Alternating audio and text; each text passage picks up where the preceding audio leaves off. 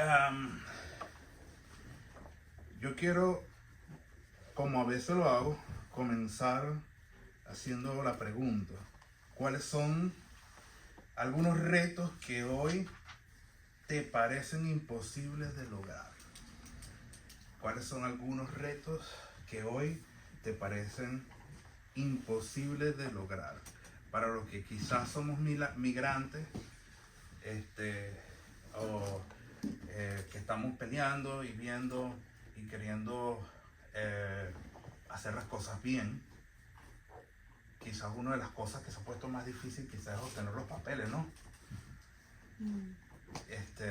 Puedo poner allí un ejemplo. Mi hermano es nacido acá, así que no tiene ese problema. No sé qué obstáculo, otra cosa que quizás sea imposible de lograr, que tú creas que sea imposible de lograr, quizás vivir en Europa, riqueza. Sí. Amén, sí, amén. En fin, el detalle está en que siempre hay algo que en nuestra fuerza sabemos que no podemos lograr, quizás por nuestra propia fuerza, pero hay algo, no más algo, hay alguien que sí está dispuesto a darnos o llevarnos mucho más allá de lo que quizás nosotros queramos. Inclusive, no es lo que yo quiero, es que mediante el plan de ese alguien que se llama Dios, está algo mejor que lo que nosotros mismos deseamos. Y el desear algo grande no está mal, pero el querer hacer la voluntad de Dios es mucho mejor. Amén. Es mucho mejor. Esto me recuerda en nuestro tiempo de la universidad. Mi hermano puede dar fe de eso, sobre todo porque, oye, nosotros estudiamos veterinaria y recuerdo, pasamos anatomía y pasamos aquí fisiología y pasamos todo hasta que llegamos a la famosa cirugía, y yo emocionado. Y éramos un grupo de 5, me acuerdo, éramos 5, entonces cada cirugía nos rotábamos. Un día era el anestesiólogo, otro día era el instrumentista, otro día era el ayudante, otro día era el cirujano y el que era el rotante, el que ayudaba para hacer de todo. Y para bendición de mí, me tocó ser siempre, creo que fue el tercer cirujano. Y el que le tocó ser cirujano la primera vez, recuerdo que había mucho nervio. Primera vez que teníamos un paciente vivo y dependíamos de eso. Y había mucho nervio, no teníamos la experiencia, primera vez que teníamos un paciente vivo, anestesiado. El anestesiólogo súper nervioso porque es más delicado, si se pasa un poquito el paciente se muere. Si hay un derrame demasiado grande y no se para, también se puede morir. Los que estábamos tranquilos éramos los que pasábamos los instrumentos y los ayudantes externos, que era muy fácil, no teníamos la responsabilidad. Entonces recuerdo como hoy que tuvimos la primera experiencia, pero cuando me tocó a mí vienen los nervios del cirujano. Me acuerdo que yo estaba siendo cirujano y mi hermano estaba siendo anestesiólogo. O sea, teníamos las dos responsabilidades rudas. Y en las otras experiencias anteriores a esa, el profesor nunca estuvo ahí, sino nada más pasaba. Hacía 4 preguntas, pero cuando nosotros estábamos ahí, me acuerdo que el profesor Rito Polanco se instaló prácticamente con nosotros ahí. Pero no ayuda. No ayuda, sino a preguntar y a pegarnos en la mano. No agarrar la pinza así, que no sé qué, pero el tenerlo ahí creaba, aunque era quizás para mucho incomodidad, creaba un ambiente de seguridad, porque si algo pasaba, yo sé que él iba a reaccionar. Y eso fue en una parte una bendición. Igualmente pasó días después que mi papá también, nosotros tuvimos una bendición que también era veterinario, salíamos a palpar y metíamos la mano y decíamos tanto, y él, no tiene eso, tenía esto. Pero teníamos la seguridad de tener a alguien que tenía la experiencia, tenía la capacidad y tenía la manera correcta de hacerlo, y nosotros íbamos en el proceso. Asimismo, David enfrentó esta adversidad. O sea, se presentó delante de un Goliat que por su tamaño, y vamos a ir desarrollando eso poco a poco, por el tamaño y por la armadura y una cantidad de cosas, quizás para el pueblo de Israel era imposible. Hacer nosotros esa cirugía solo, sin una orientación previa de cómo usar los instrumentos, de cómo usar la anestesia, de cómo, dónde abrir, de dónde anatómicamente ir directamente, era imposible. Pero tuvimos un guía, tuvimos más de un guía, tuvimos muchos profesores que nos guiaron hasta llegar a, hoy en día podemos decir que nosotros podemos hacerlo solo y podemos guiar a otros. Pero Dios siempre va a ser nuestro guía en todo lo que hagamos. Entonces vamos a estar, en esta sesión veremos básicamente a David enfrentando lo que parece imposible para un pueblo, pero él lo enfrenta teniendo la fe y la convicción de que en Dios sí es posible. Amén. Amén. Entonces empezamos en 1 Samuel capítulo 17 del verso 3 al 8. ¿Quién me ayuda con la lectura hoy, por favor? 1 Samuel capítulo 17 verso de 3 al 8 para que quieran la Biblia. Y los filisteos estaban sobre un monte a un lado, e Israel estaba sobre otro monte al otro lado, y el valle entre ellos. Salió entonces del campamento de los filisteos un paladín, el cual se llamaba Goliat, de Gat, y tenía la altura de 6 codos y un palmo, y traía un casco de bronce en su cabeza, y llevaba una cota de malla, y era el peso de la cota 5.000 ciclos de bronce. Sobre su pierna traía grebas de bronce y jabalina de bronce entre sus hombros. Él hasta de su lanza era como un rodillo de telar, y tenía el hierro de su lanza 600 ciclos de hierro, e iba su escudero delante de él, y se paró y dio voces a los escuadrones de Israel diciendo: ¿para qué os habéis puesto en orden de batalla? ¿No soy yo el filisteo y vosotros los siervos de Saúl?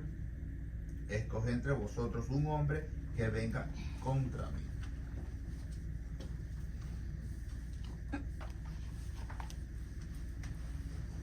Soy muy bueno dibujando, pero tengo algo que es más o menos una perspectiva de varias cosas. Primero comienza, dice, lo primero que hay es ejemplificando dónde estás tú y dónde está tu enemigo. Dice que a una parte de la montaña estaban los filisteos, ¿cierto? Y del otro lado estaba Israel, ¿cierto? Dice del monte y dice el valle, porque sé que es una montaña, un cerro, no sé cómo lo van diciendo ya, pero nosotros decimos montaña. Para nosotros es donde hay muchos árboles, y para otros es donde hay cosas altas. Pero básicamente, ¿qué quiere decir? Cuando habla de un valle, eso sí es general. El valle es algo plano que está rodeado de montañas. Entonces vemos a tu enemigo de un lado y tú del otro lado. Pero a mí me llama la atención que ambos están en la montaña. Eso quiere decir que básicamente están a la misma altura. A la misma altura. Y en la época de guerra era importantísimo. El que estuviera más alto tenía la ventaja, porque las flechas llegaban más lejos. Ir hacia abajo con los caballos golpeaba más duro. Tenía una cantidad, podías lanzar rocas, tenía una cantidad de ventajas desde el punto de vista estratégico militar tremenda. Pero de repente aparece este paladín, y no solamente que era osado, sino que era grande, y bajó ¿a qué? Al valle, y se le presentó el paladín cabezón, al pueblo de Israel. ¿Y cómo se le presentó? Y aquí es donde yo quiero que me ayuden. ¿En qué estaba puesta la confianza de Goliat? Dice la pregunta. Pero yo quiero agregarle algo más a esa pregunta que está ahí en el libro. ¿En qué estaba puesta la confianza de Jehová? ¿Y a qué le tenía miedo Israel? Entonces, empezamos a ver primero la altura. Yo me considero un hombre alto, dentro del promedio normal, soy un poco más alto de lo común. Mido apenas 6'2", 6.2 pies. Pero este señor, según lo que está ahí, ayer estaba investigando y leyendo, estamos alrededor de 3 metros, o sea, 9.9 pies de altura. O sea, el tipo era grande. Wow. Confianza número 1. Su Te lo altura, puedo decir. su tamaño. Se lo puedo decir. Que a mí se me presenta un animal de estos allá. Me acuerdo que nos presentábamos, ¿no? Que hay que tumbar ese animal que está muy grande. Venga acá, yo soy grande. Lo agarraba y lo tiraba para el suelo. Ayer hablábamos de eso. ¿Por qué? Porque yo tenía mi confianza en un punto que yo era grande. Aparte de eso,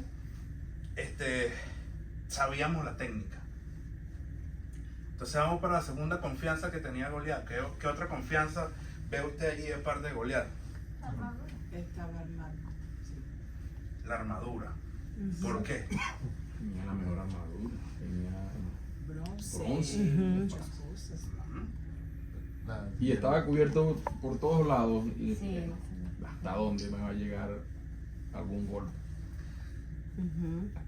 Por lo regular, la armadura de los hombres que usaban no era capaz de soportar un golpe de espada. Era capaz de protegerte de un golpe de una mano, de un palo, quizás de una flecha, no. A alta velocidad era capaz de vencerlo. Pero estamos hablando de una armadura que tiene unas características especiales. O sea, dice que pesaba 5.000 ciclos de bronce. 5.000 ciclos de bronce, pero solamente la malla. No toma el casco. No está, o sea, 5.000 ciclos de bronce son 125 libras. Pero si le sumas el casco, 125 libras pesa mi hija, que la agarro con una mano, sí.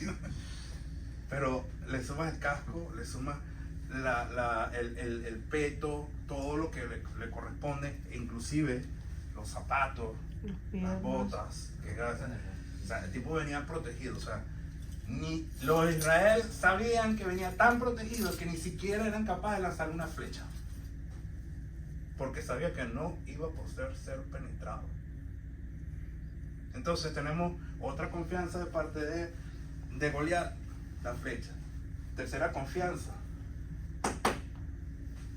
la lanza, que dice que el empuñado es como un rodillo. Eso es lo que dice, o sea, que la tenía así, y el tipo, o sea, una lanza de 9 kilos. Estamos hablando que 20 libras. Pesa 20 libras para lanzarlo, y Leo pesa. Por más fuerza que pueda tener yo, no creo que sea muy capaz de lanzarlo muy lejos. Por lo menos con una mano no. Pero vemos que la confianza de enfrentarse, o sea, bajar del estado de seguridad, perdón, del estado de seguridad que tenía en el monte y bajar al valle a retar él supuestamente a Saúl y a su ejército, es que él sabía quién era. Y Israel tuvo miedo, pero Jehová se enfureció. Entonces, ¿qué vemos acá? Yo lo que veo es primero un tipo que no sabe a qué Dios está enfrentando. Y él quería enfrentar un ejército, pero no sabía ni tenía la menor idea que iba a enfrentar realmente era Jehová. Aquí entramos al segundo punto. En 1 Samuel capítulo 17. Verso 32 al 37. La leo. Por favor. Y dijo David a Saúl: no desmayé el corazón de ninguno a causa de él. Tu siervo irá y peleará contra este filisteo. Dijo Saúl a David: no podrás tú ir contra aquel filisteo para pelear con él, porque tú eres muchacho y él un hombre de guerra desde su juventud. David respondió a Saúl: tu siervo era pastor de las ovejas de su padre, y cuando venía un león o un oso y tomaba algún cordero de la manada, salía yo tras él y lo hería y lo libraba de su boca, y si se levantaba contra mí, yo le echaba mano de la quijada y lo hería y lo mataba. Fuese león, fuese oso, tu siervo lo mataba. Y este filisteo incircunciso será como uno de ellos, porque ha provocado el ejército del Dios viviente. Amén. Añadió David: Jehová, que me ha librado de las garras del león y de las garras del oso, él también me librará de la mano de este filisteo. Y dijo Saúl a David: ve, y Jehová esté contigo. Amén. Amén. Poderoso. O sea, si te ha leído la historia, a veces saltó un bastante versos, pero si usted lee la historia, o sea, día a día, Goliat retaba a Israel y Goliat retaba a Jehová. Mm. Día a día. Pero ni Saúl ni nadie del ejército, que era en teoría un ejército joven, era una nación joven, primera vez que tienen un rey como las otras naciones, que Saúl viene siendo más o menos en ese tiempo un rey joven en el punto del cargo que tenía. Entonces empiezas a ver a que no tenemos un campeón. ¿Se sabe ese término? O sea, donde todos los ejércitos tienen un campeón que lo lanzan adelante. Si hay un tipo de reto de esto, lanzaban al campeón. Y esta gente lo tenía, pero Israel no. Entonces, conoce la historia que el papá le da a David: hey, se le quedaron unas cosas a tu hermano, llévale comida, llévaselos allá al campo de batalla. Y David, alegre, va y le entrega las cosas, y lo primero que escucha es a Goliat retándolo, y de este lado con miedo. Medio movió ahí. Entonces, lo primero que le pasa a David es molestia. ¿Por qué, si nosotros creemos en Dios, le tenemos miedo a un gigante? Si somos el ejército de Dios y estamos comandados por Jehová de los ejércitos, ¿por qué le tenemos miedo a la adversidad? ¿Por qué le tenemos miedo al reto? Si Dios ya ha mostrado en tu vida, en algún momento específico de tu vida, que Él está contigo y te ha dado la victoria, ¿por qué le tienes miedo al reto? ¿Por qué le tienes miedo de irte para España? ¿Por qué le tienes miedo en un momento determinado enfrentar las cosas en justicia sabiendo que Dios está contigo? Entonces, la fe de David creció, y leemos ahí que David le dice el por qué sí debería ir, y Saúl le pone ahí el por qué no debería ir. Entonces vemos primero un David diciendo: yo voy, quédense ahí, nadie desfallezca. Imagínense, yo veo el panorama, un poco de gente de Israel que tenía ya tiempo peleando, grandes. Dice que los hermanos de David eran grandes, eran buenos peleando, y le aparecen de repente a este Davidcito chiquitico, ¿sí?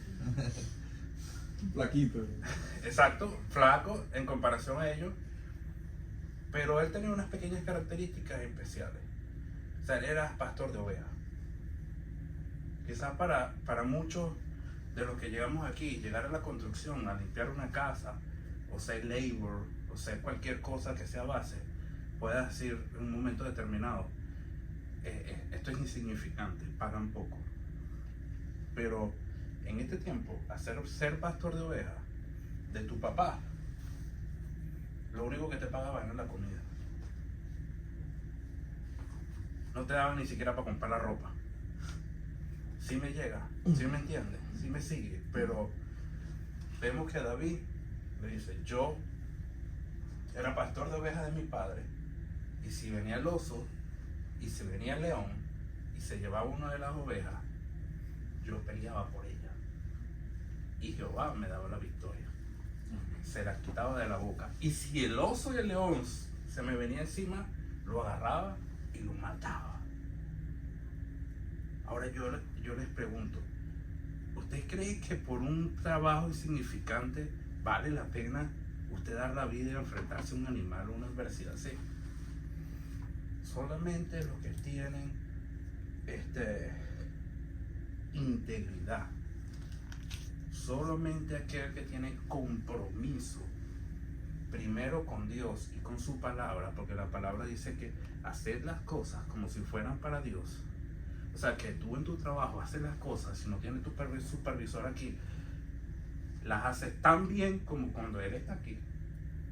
Entonces tú estás dando testimonio de tu integridad, estás dando testimonio de tu honestidad y de tu compromiso con Dios para hacer ver tu testimonio de lo que eres en Jesús, no por lo que eres tú mismo.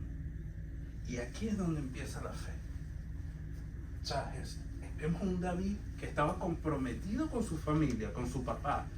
Era el más apartado.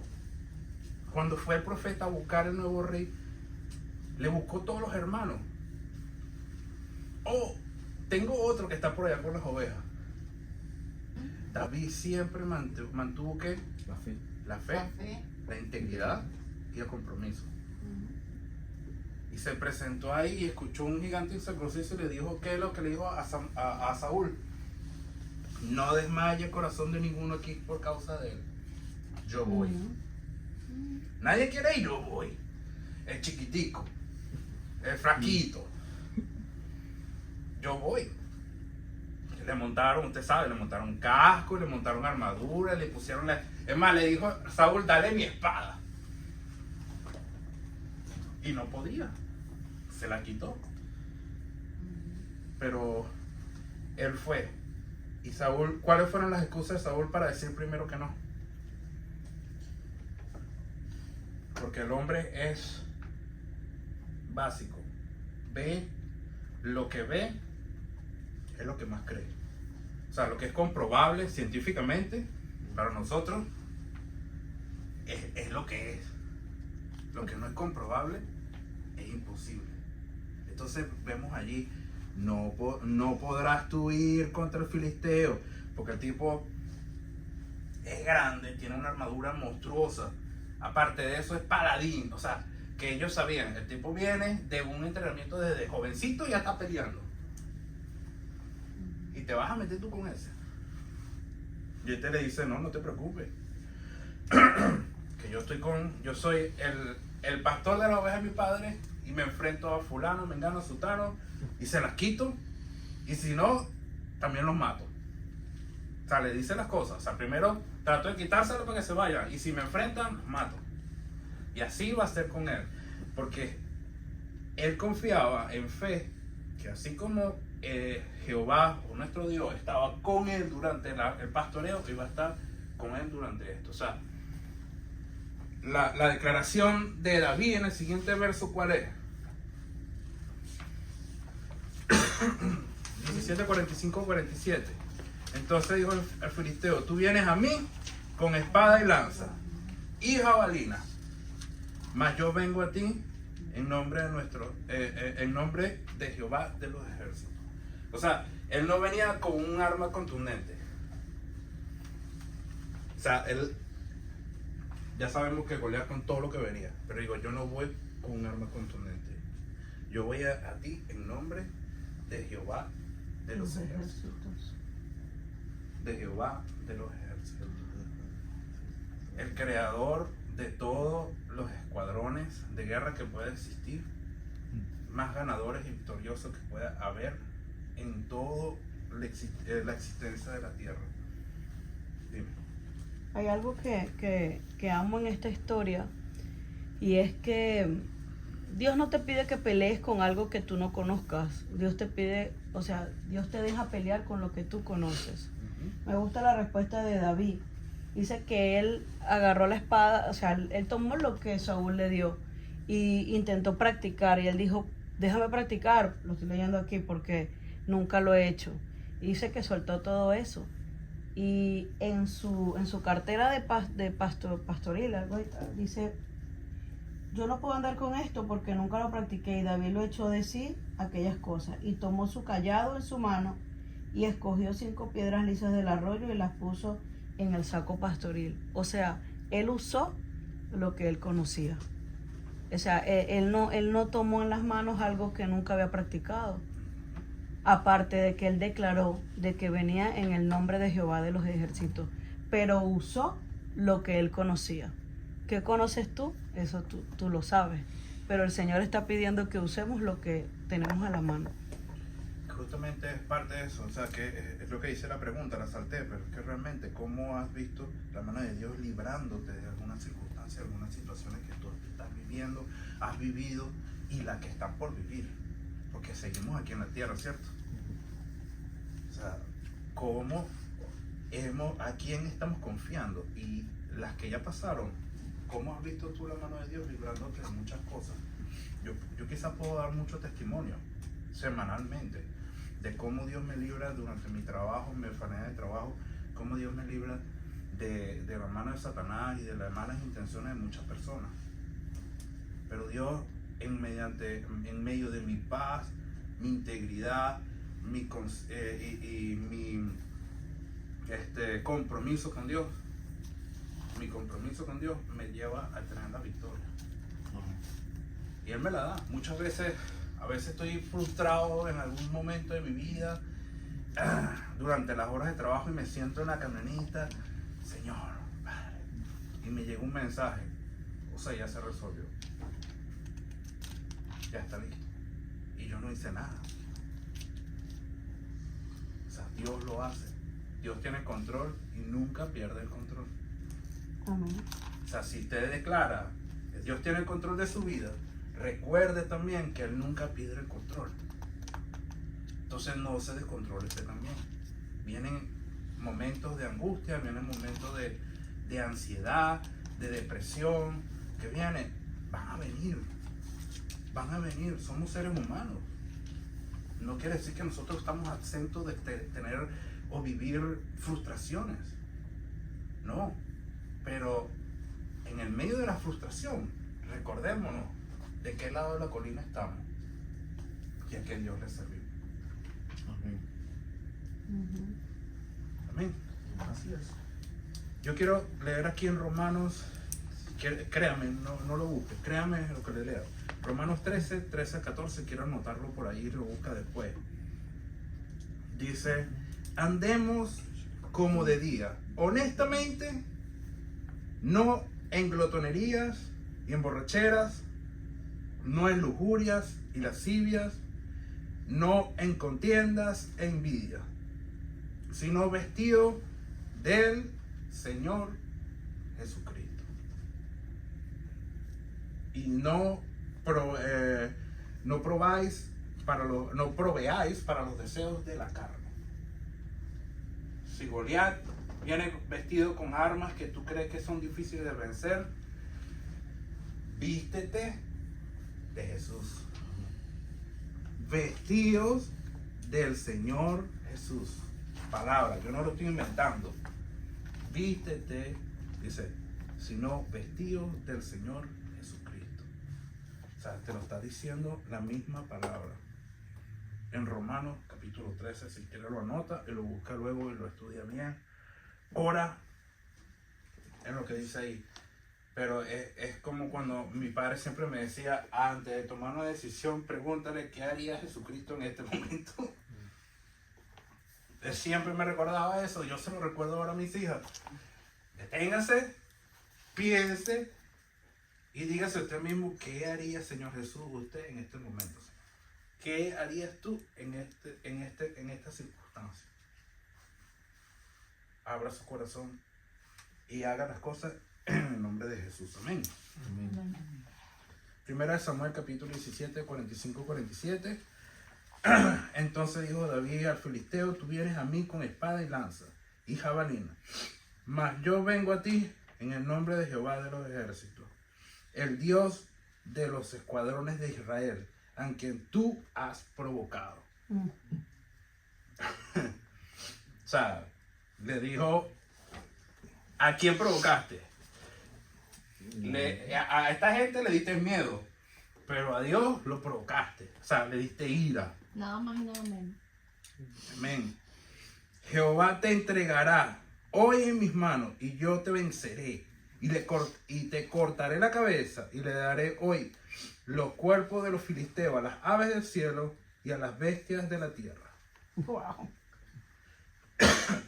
Él le dijo: bueno, tú vienes a estar retando a una persona y yo te voy a decir que en el nombre de Jehová te voy a cortar A la ti cabeza. y a los demás. Y a todos los que están ahí atrás van a servir de comida para los animales. Vean, que como iglesia o como grupo que estamos aquí, uno se para en fe y da un testimonio de lo que Dios hizo en tu vida. Dios hizo en tu vida, Dios hizo en tu vida. Y el resto se llena de fe y va como un ejército a seguir conquistando. Amén. Y esa es la diferencia. Porque David, como decía, él no sabía pelear con espada. Y apunté piedra, no creo que vaya a matar un poco de gente. Pero dice que el ejército, al ver que él cortó la cabeza de Goliat, ¿qué sucedió? No, Se llenaron de Salieron dos voluntad. cosas.